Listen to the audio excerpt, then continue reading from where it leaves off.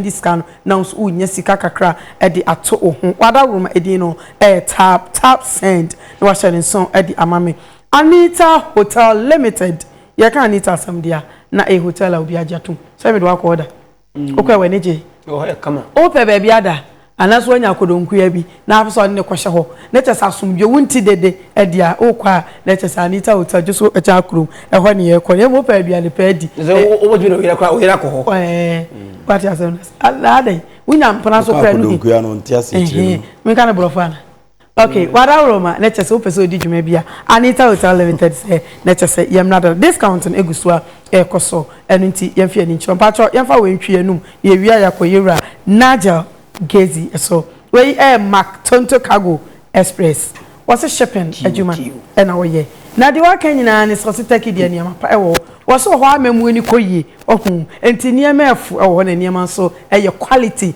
ankasa enti mu amoton niam no mo momode na momra na mo ba na wonim krom obedi wanim kama kama yento niam no e wi shipping obeye e de ama dot do nya Mac Tonto Cargo Express ni na oye bi de no ni san na akwani mo bi wada roma Mac Tonto na ni chagu bo mo den se de aka e kire nyina no na kire se ono so e de aso me ba cho na Jegezi between 2021 year 2 me fuite say masesa mo hwa na say asa ba dwo me masesa pa say empony na kire say o say ya kasa awfo dia ye nyina say 2022 year kaje agum ni asomosompa na Jegezi say wono aboka de Japan what it at first night we say ko be di watamo na so na kire say emre ni do anya ko ya ni watere mom entro na atwa to ne so 2021 no o say winni na wo ka wana obeka 100 na emom wo so aso opema okura wo so wo akokura wo se di aka no na tese di aka ne bintin fan so mu amun kwatie no TV so me ba na di aka betwa mu Yesu dim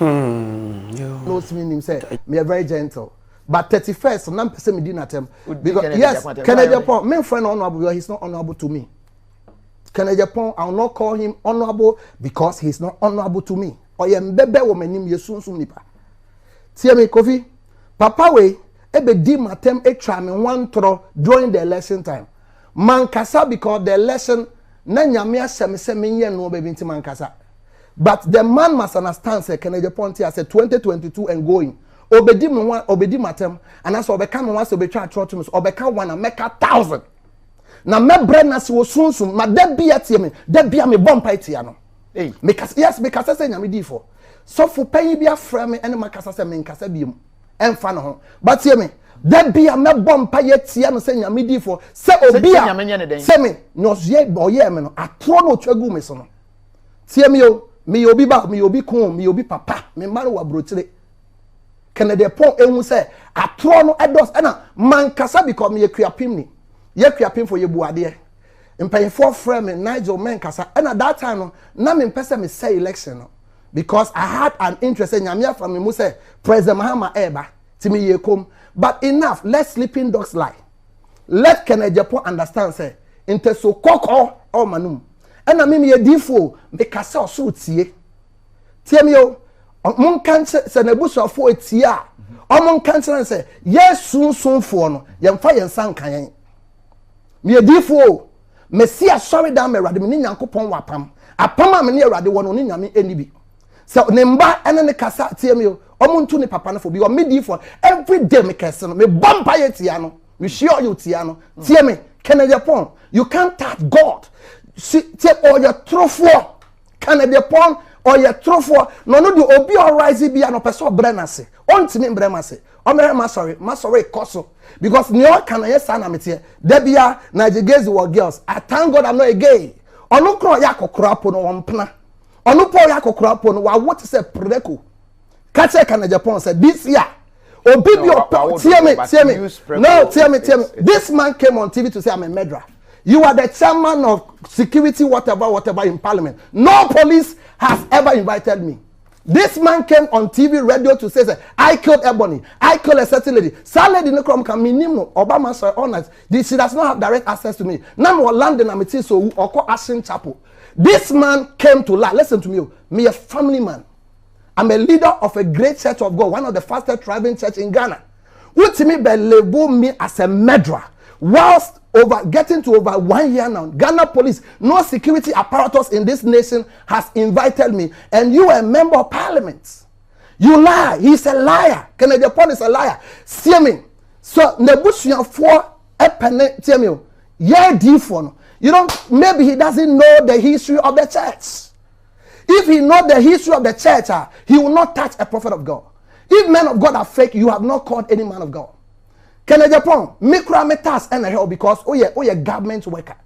And I've not come say me no say who has money. I'm just 37 years. Onja me na me ejuma. Kennedy Agyapong, mon cancer say afia we obeka one member TV so me TV, me so Facebook like me di na 1,000.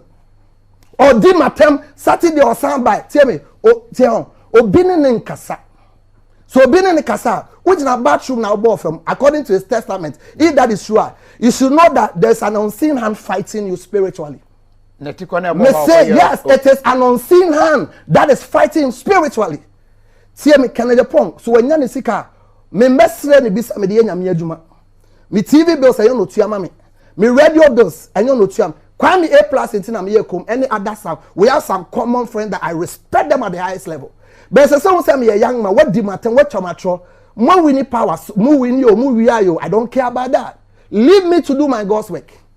Some patrol into one cancer Kennedy Agyapong say, me na you get say this year obedi matem me dinatem. Na me no sunsun to me channel, me brenas na me bompa yeti na debia. Film kwala ase na nyame frem you. Me kwabna gaze film kwala ase na nyame frem. Na me kese me bompa ye debia tia no ene na sefo. Onima me yakrapim ni o. Me omada na me ndayo. Me bibi ndi mechi anka mente ha. Ebra me yehia ni bawo. Me ma me ton bode ne banche. Cycle opposite Kwame Nkrumah cycle. Ohia mu ahumobom na Awurade afra me na ma bransa manya tumi sem de nyame adwuma. Onja me. Se Kennedy Agyapong be jeje me this year. See me, you see MPP government no. Any party no. Obi bi odo MPP ni bia no Kennedy Agyapong say no. My mother is MPP, my brothers are MPP. Okwa Saman Kesia, Brekuman so the assemblyman there, Kofodia, yeah, if you do chrome, my brother no, he's the MPP rep there. My biological brother, me dinner, you know, or your MPP ni. I'm not a political person. Politician be a man, Missikae. Onja Nenino, dear Simis, Nonja Atrono. Okay, omofia abotre asem si enya abotre so ati asem na asem we die aye bese pani koina ye tase no benyansani ana meboa abuzanfo we die ene ye benada die na chese yabade yaba ne sa wena de ene obi a sha adwuma se so ati asem na se na we die wada woro mawo we die besram kan wo kakraka na me nko okay o ba me chia yura na jegezi chia na pa na we ukọ empenifo ka sema se watinte sukoko de akire mesre no na dwuma wo ye nyina ne se ogina Yesu Kristo anam na wa kansempa no wadi Yesu ho adanse ehwande ehwande ontimi kan se sa na enim so ye sofo sofo dwuma no so na dwuma wo ye no me nim sisi ya ne se wo ye sofo nso so no akoye muslim a Muslim Muhammad niema obeda na di ne nsem pa obekan no ene woda di ena akoye Kristo nso ye Yesu Kristo so ena ofa na nanom nso de a ye na nanom niema bi a omobayi ye akonfosam ne sa niema no enti we no oye sofo enti mesira no so obehwe na bakosam ni nyina onkohwe free Israel no we Yesu abakosam no se de sitie amanfo ha no we tete no nasefo nase ye pono ye pona sum ensem anim nyina no ye de to no so wo hini mu a ebegina wo ka se papa imojai menni ho fo me hohoro ne nsa egumu e ma still manfo e de ne koy ni nyina no no ya awe ba enam se otumfo nyankopon na nim nyam beda di nti sansem ni nyina ye de ebem enti se o follow sa scriptures na o follow na wonya se bia o mane no because nipa abufuo ewo nipa so but umu abufu na wo kasa tra na ya akoyese ese wa mane akoba bi mesra no a sebe asem fato so ya ya de ya we nipa te se de me nipa asem pato so wo ya se de wo kan asem ye de beto wo so nka se ye ma police fo ba be chew na nka ye no kra ye ko hwem ehun te me na una akum we una wo ye sei na nka hwem ene ne nyina ye nte hwe ya but ni kwa se wo so kasa tra so kasa tra na kwa se di waja ne wonani na mo kan kire de bia no mo ba tra na mo ye de mo pe mesra no a we nyame nipa so wagitum so we nyame nipa na nye ono a ne personal interest and wo ya mesra no wontwe no mfra na bio mesra na wom se wonya bibia obetim de tututu anipa bi fo se de be yam so ebebo mu moden na me TV be na wo akoye mpoatwa esa na akoye se de wonya no wodi twa nipa mpoa mesra no nyame mu yente saa o nyame mu nte saa de atoso me yensa se de meka no yewura kanedi nso mesra omomu be no mesra sebe impreduasa ompa se obi kasa kire no on se dwumadie no wasate na eboa Ghana uka wei no waka wei se me pese me bisa question bi se sansam na hono abo beka mfa so be ne de ba oh se ne nsem de bebre wa ha obi a nipa bebre na beka nsem bi a ebi no so bibia fa so amba ba de entra yewra na aja ni abre no se u beka nsem bi a ki etu ase se bi nya we be wo no etu ase uka wei no waka wei uwie na wo de apem ho o si asem wo de emfansia no wasan akosa so foforo so ye wuro bi nim kra ka esi ekofa bae ye papa na ye na asori so enti mo sra no obi bi oba ni bia no entu no fo o ne ba no wo ka asem bi sa asem no ewo ho he de enti ebu obi dua enya no ewo twere nim sa asem wodi wo fa se de tie bia no enipa no ye bibia Nyankopon betie wo se obi aye wade ne hawo ko waja wo ko mu mpaye na bokira no na Nyankopon se obetie enti yenye very careful se ye di asem otu obi so na asem eni ho se de be ya ye ni monyam no be kosoro so adenti na Nyankopon mo mma woni monyam na wa expose ho esa pesa wo kosoro na se enti nipa bia wo ti krom ha wo de bia no obi kosoro a na wa pa asem bi afremu na de ato no so no bibia ni ho a ye ya enya ho ye hye sa ne ma no so obi o se ya tumadu ya yem se edutuo ye tietie bebre mu a emfa ya ho first ye ne nam zongo no mu ye ayibi kosua ne wayi no mu de gugu ne akoyi kosua ne anodi sraha ne ye ni nyina ne ye dibi anye hwe but se mi nti no mu de edutuo no magu ho a mi tie mu amena no ebe horo bia no makoyi obi bubo nti ye kasa ye we kasa mu ye eni nti na tworo no se kasa bi ye beka bia no ye bebu hu aten pia okay Aya. To us when. Luke 24:41. وبينهما غير مصدقين من فرح متعجبون قال إن عندكم هؤلاء طعام أنا زبيان طعام فناولوه جزءا من سمك مشوي وشيء من أصل فأخذ قدمه طعام مشوي that's what she read on pim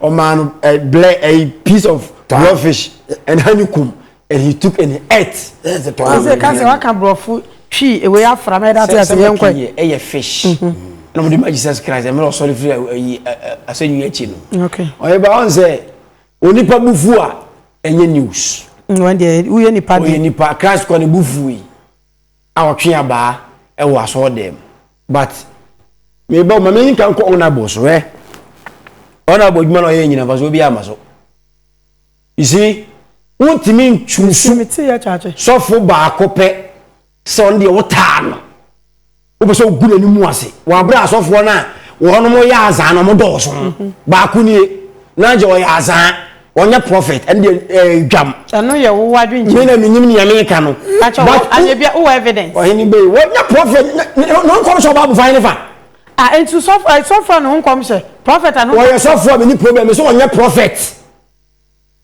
adenti na wo chusu na je nko a na se wo to gule ni mu ase wa bra mo do so no me ni mbofu because e ho na me didie e na bo so bu manu ajo tugu ni wo ye nyina ngosi aga ene wo videos mebre videos na wai etimi se ni mbofu se na o kasa aha na me ni problem bia because e wo so o kasa because na bo no wo chusu ni pa 3 pe wa bra mo do so adenti as a two obi nim ana na je ana ota wo no pa ma ka ne de o so mbe pa achew look at all this and he said na dey move for the move yen so for bedu ko bi kan ho wono ne car asem bi no e go see say ono ye so be patch enti walo enti makum nipa na me ba che na me jami enti man ne ka what say 2022 we dey say wo dey bad year ye be si because wo be say wo ha me oh me na je ya 100% wana bo ye ka asem enkosi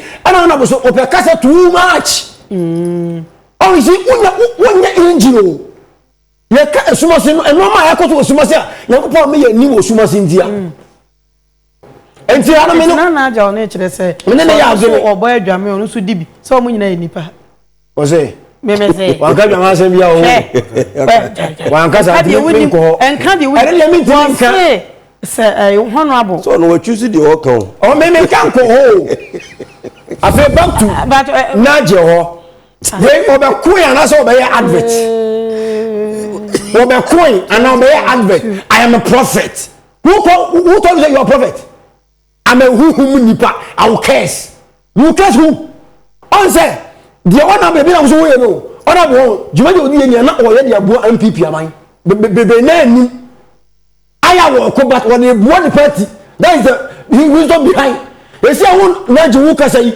arat na wo ye me sofuo na ko bo fa na me ko abiem me odifuo they say who be ko na so be ya advert am am so no master no one of the powerful in the Ghana una be ka yes Christo he never claimed to be the Messiah but the super chance papa we he is the Messiah because one chire et Messiah no on your prophet omunya asasam ne kan o kan mu to me mu to say one your prophet that who calls you the prophet we a pastor take the Bible and preach the gospel of Jesus Christ to the people now stop ministry I'm a prophetic who huh na 20 hello kuma adeso asumi pa adwa ko tifiada you know suspect adeso asumi that's all no mo be a problem me nya wan na was ye me ajisa be ma yesu ba u ka fi out etenyu ba abonyu Tony Morris na a boy Fafa no in studio benso no Morris wa what's one in the boy MP studio Scooby so chiamo Grace Era SCN so Bedru Samson so me chian den na John Boateng one dey was one about a cola no space was say onti obi aka bia wonte hwe na Samuel Kwacho aban so was so yenko yo Fafa bani bu baby masalo voli embele se utuju wa miekuro wa ye film e wo miekuro wa ntojo dia e so was aka puma ni wondem ye mi ni dama Fafa itobo kama ekwere wo mi akodo yi Fafa bani bu baby masalu embele se wo se no tamfo wo hwa wo so sa bi da bia ebi da sie what does it company say what tata donko be broti mika so wabrɛ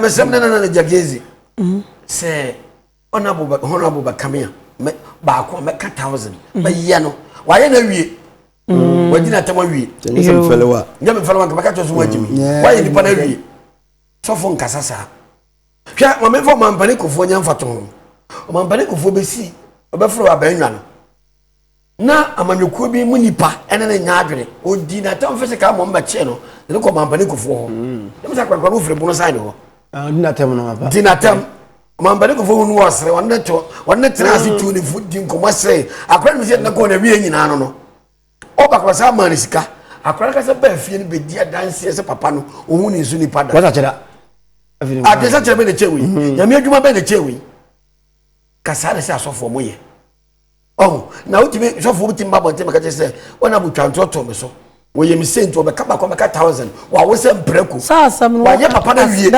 dabi fa di okan so wo se dabi o se wo sorry a wo de man na tag ne so opema wo so so aya akokora wo de no de me ba preko lo use ko ye papa no so na bo nya anya nti wo ye sofo zo nye Ponko bodam tini wa bodam. Ofulu o do ko anye preko. Wa wo oyade. Wodi papa na tem. Onyi ti wodi papa na tem. Ye to so mienu I say ona honorable twa tractor so. Enti o kese da bo mpa ebo ne ma. En so ma na obodo ma dwe se nkomo ti o ma nya no kre no. Nya entro ni no. Mo so mo se Bible say mo mpa me yatamfo. What you say? Excuse na kan yo. Hwe oyele be. Oyele ma de ma asofo no dwomi anya adwuma no. Omo di ga twa tractor chere Solomon. Solomon dada. Tu so se mo na bo twa tractor so. Tu ko do me be da adwuma. Anya adwuma. Ade ba hu dua na chese nya bi da. Ena dua bo be ya adwuma. Mo de ma dwe se nkom tractor Solomon. Ju omo sika. Emam enya no kre. Mo de ma adwuna eche enya ntro. Mo de ga twa tractor Solomon. Obi twa tractor so se ya wo ya. Wo jira wo di atam. Wo di atam awie. Mesre ne jagezi wa yesofo. Nanso ni nyina mu no yesofo. Wa yesofo wo nipa o watenka. Nti wona bo so nya hu ni se.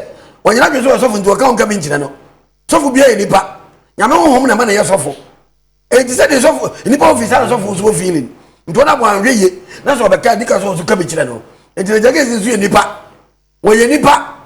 Na wanyina da nche ya nche ka cha sa sofo no. Omo to free politicians na ho.